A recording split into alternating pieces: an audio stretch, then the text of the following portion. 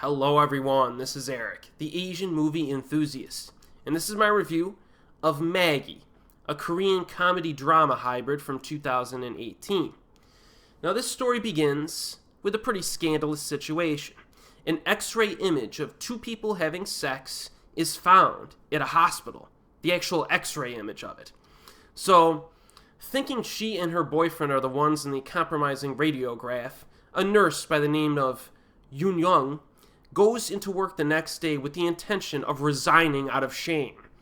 But most surprisingly, when she shows up, almost everyone else has called in sick, except for the head doctor. Now apparently, everyone was having sex in this x-ray room, so therefore, everyone was scared to come to work that day, because they were scared to be identified, which is a pretty bizarre way to start a film. And then the story transitions to other events as well, like strange sinkholes that have been appearing in Seoul and some other things like that. So yes, Maggie is a bizarre movie right from the start. Some unreal events occur. Like, for example, a little kid falls from a 10-story building and survives, just gets up, unharmed for no apparent reason. Stuff like that happens in this. There's also not a single resident that shows up in this hospital while all the employees call in sick, with the exception of one dude who shows up in the emergency room. So that was kind of weird as well. So you can't go into this movie expecting realism. I'm telling you that right now. There's some English language music that plays at times too, which adds a little bit of an odd feel. And if all that weren't weird enough, just wait until you see who our narrator is. So it's very difficult to tell where this movie's going, as you could probably tell as I'm attempting to describe this to you. So you gotta be flexible when you watch this. Sometimes it'll just jump to new characters for a while and see what they're doing for a period of time and then jump back to our lead character. The sinkhole problem shows up, then it disappears, then it shows up again, and then it disappears. So it kind of, it's peppered in throughout the runtime. It's kind of a side issue. I would say the middle section is the part of the film that, I guess, lags the most. It shifts to a focus of a guy who loses a ring that his girlfriend gave him. And I would say that's probably the least interesting part, because the first third, you're dealing with this bizarre hospital situation. Then the middle third, you have almost like a romance degeneration element, along with the lost ring. And then the final third, you have things kind of circling back around again. So I do think that it has enough positives for more adventurous viewers, but still, kind of like when I reviewed Romance Doll recently, this is not one that everyone is going to love. Direction, though, is neat, has a personal flavor to it. It was directed by Yi, which is her debut film, which is actually pretty impressive. The way the camera's positioned, the way it moves actually adds to the comedic tone of the film, which is pretty cool. She definitely has a talent for creating interesting shots. I look forward to seeing what this director does next. The lead actress, Joo-young Lee, is very good. She's very good. She's got some serious charisma and can hold the viewer's attention.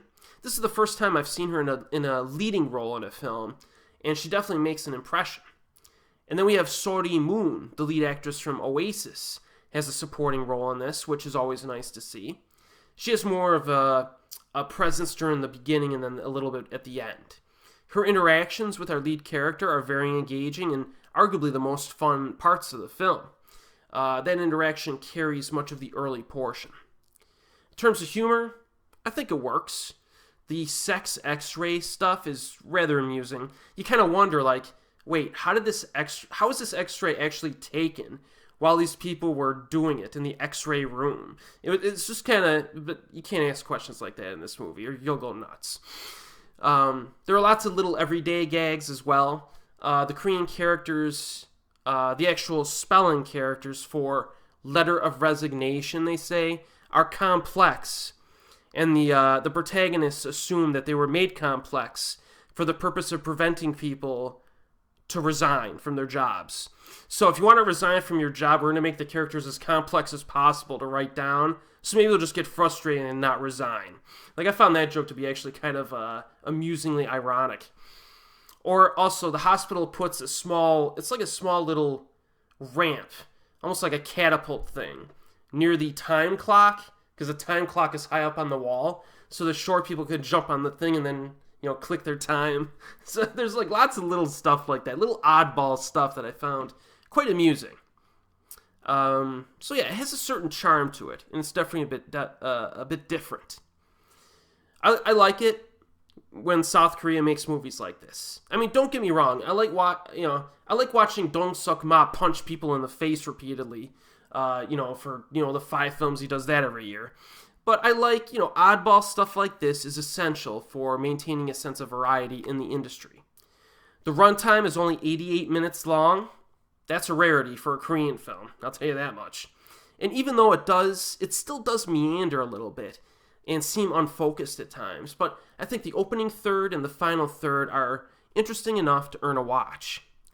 So similar, like I said, in some ways to Romance Doll, which I reviewed recently, Maggie is not going to be a film for everyone. It's kind of quirky, a little weird, it has some pacing problems, but if you're in the mood for something different, you want to take a chance on a film, check this one out. I moderately recommend it. It's currently available on Tubi and Amazon streaming in the United States.